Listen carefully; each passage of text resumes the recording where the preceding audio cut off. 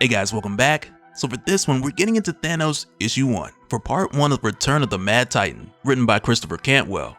And right off the bat, this is giving us connections to the X-Men and the Immortal Hulk, and a ton of other things that have been bubbling up in the background, so we gotta talk about it. But first, if you are new to the channel, be sure to subscribe to catch the spills every week, and don't forget to hit that bell up top to get all notifications so we can squat up in the comments for the first hour.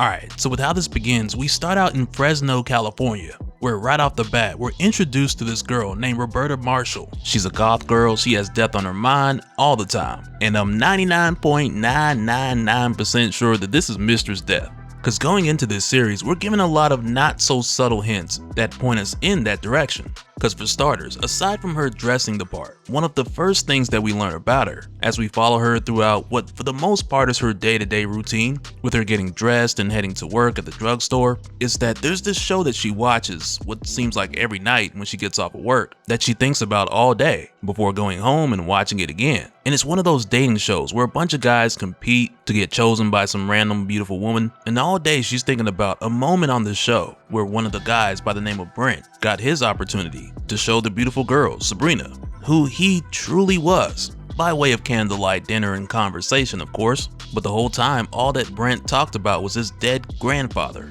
and that's the part that Roberta is just fixed on all day. But also we see this moment not long after she clocks in, where she's told that one of the traps caught a rat, so she needs to go change it out or whatever, and she does. She has no problem with it, there's no pushback, but when she takes the rat out of the trap, she puts the dead rat in her pocket. And I'm sure somebody gonna be in the comments like, well, oh, that don't mean nothing. And to that person, all I gotta say is something wrong with you. You're probably out here eating lemon pepper pigeons. But in addition to this, there's a number of other things that are raising the suspicion, and the story's not being subtle about it, because there's also this older woman by the name of Christine Collins, who recognizes Alberta as Marie Collins, her Marie Collins, who died back in 2021, which right here is what has me thinking that Mistress Death is using the body of this deceased girl, because it lines up with what's been going on with Mistress Death recently. Because not too long ago, in issues 6 and 7 of the Jane Foster Valkyrie series, which was written by Al Ewing, we were given a story where Mistress Death took ill as the result of a combination of substantially less people dying in the main Marvel universe, as well as a surplus of people coming back from the dead. And in both of those cases, we've seen a lot of that these past few years. It was huge with Doctor Strange recently, it's been a very big deal with Eddie Brock in the latest Venom series, and during Judgment Day, it was a huge deal with the Eternals. But the biggest two culprits that are mentioned by the death of Death would have to be the Green Door from the Immortal Hulk and the resurrection process from the Five in Krakoa. Because at this point, there are so many people who are not staying dead that has caused the creature called the Death of Death to come forward to judge whether or not Mistress Death serves a purpose in the main Marvel universe. And what this came down to at the time, since the Death of Death is an aspect of the Living Tribunal, this became a moment where Mistress Death was being judged. And it all came down to this moment where the Death of Death, who both is the Living Tribunal but is also separate, asked Jane Foster, Valkyrie, to convince it that death is still needed. So for a moment, the fate of everything in the main Marvel universe was in Jane's hands, because for a moment she thought about it, and she was like, yeah, it would be nice if no one ever died. But then she realized if this happened, then the main Marvel universe would become a cancerverse, which fortunately was enough to convince the Death of Death and the Living Tribunal, which then fully restored Mistress Death. But things didn't end there, because following these events in Genis Vale Captain Marvel issue 5, where we saw Mistress Death admit that she's tired, better yet exhausted, from having to oversee everything from genocidal wars to diseases that kill millions, which is nothing like what it used to be when life first began, because now the Earth alone has 7 billion, and Death has been letting the reins slip for years now. And all this led to the point where she was just like, I don't want to be in charge of Death anymore. So she ended up handing over that position to Marlo Chandler, who's a longtime lover and ex-wife of Rick Jones. So you can kind of see where some of this is going really soon. But yeah, these are just a couple of the reasons why I'm led to believe that it's actually Mistress Death that we're dealing with here. And as we continue, like I mentioned before, the clues are anything but subtle. Because from here, when we then see Roberta head back to her apartment, we see her watching that dating show again, where as it turns out, the guy Brent, who kept talking about his granddad's death, got turned down by Sabrina, the random pretty girl. Because when he opened up and showed her who he really was inside, he got rejected and he ended up alone. But as Roberta falls asleep watching this for the umpteenth time, a black hole opens up in space, and it's here where we get the return of time-displaced Thanos. But when this happens, we're not really told just yet about what's being kept and what's being thrown away as far as what we've seen with Thanos over the past few years. Cause to be honest, for us as the reader, Thanos hasn't been gone that long. But all we're really told in this issue as this black hole opens up and Thanos' ship comes flying out of it is that this is the same Thanos who got shot into a black hole back in Guardians of the Galaxy. So for that reason, I'm just gonna hold on to any speculation connecting to Thanos as far as what we've seen him do since then, and I'm just gonna treat this like something new, unless we start seeing more coincidences. Then I'll put back on my tinfoil hat, but until then I'm just gonna roll with what the story gives us. But as soon as Thanos arrives in his ship, which at this point is the next day from the events we were shown earlier, but as soon as Thanos arrives in his ship, he sends down this huge beam that starts cutting this huge circle around the borders of Fresno, California, and we'll talk about why in just a moment. But while this is happening, we see Roberta back at work while she's being confronted by Christine Collins, who right now is telling Roberta that she recognizes her face as Marie Collins. But because of the dire situation that's happening right now, it isn't safe for Roberta to go back and forth with Christine. So she takes Christine outside, back to her car, and she tells her that she must leave. She'll find her later, but right now she has to go because Christine has to live. And after she pulls off, Roberta hears one of her co-workers yelling from inside because he's been pinned down by one of the machines. So Roberta rushes back in to help him out, and as soon as this guy gets on his feet, he dips out of there. And in all the commotion, Roberta's knocked over inside the store as we zoom out to get an orbital view where we find that Thanos has pretty much cut out all of Fresno.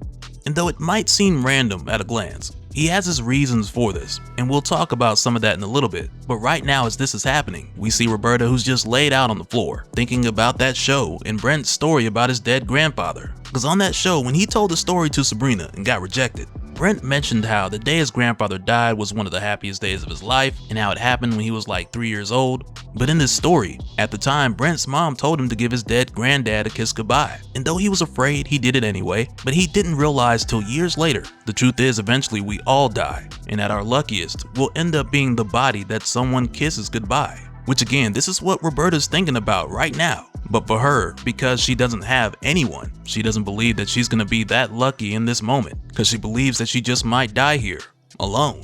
Which then takes us back over to Thanos. And it's a really interesting segue, because after everything we've learned about Roberta, the few things that stand out the most are the romance show, her fascination with death, and her believing that she'll die alone. And I want you to kind of keep those things in mind throughout the course of this story. Because it's here where Thanos sends out a message to the people of Fresno, saying, "There's one among you whom I seek, the rest are but chaff.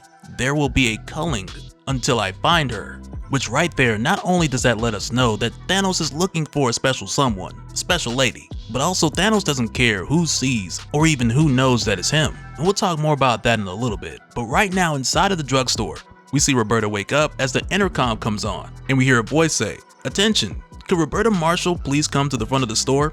Thank you. Miss Marshall, we don't mean you any harm." Which for whatever reason, this has me thinking like when you hear this at the store and the person who does this announcement will just hang up the phone extra hard and you'd be like, man, that was louder than the announcement.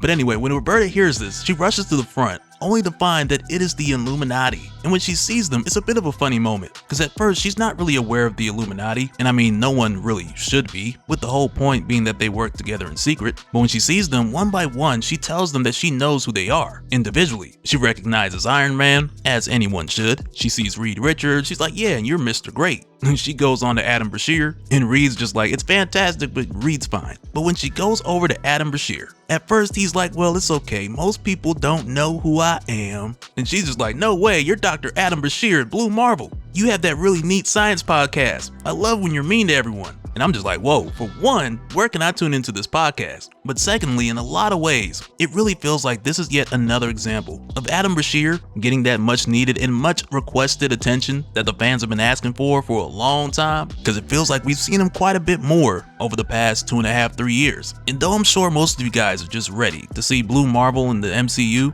and just pop up in a movie, I truly believe that for someone like him, and especially with his backstory, it would probably be better for him to have like a 6-episode miniseries for people to truly grasp who he is and how significant his return really was. And that's just what I think about it. Let me know what you guys think in the comments. But after him, Roberta, she recognizes Doctor Strange, and she also recognizes Emma Frost, though she's not exactly sure why.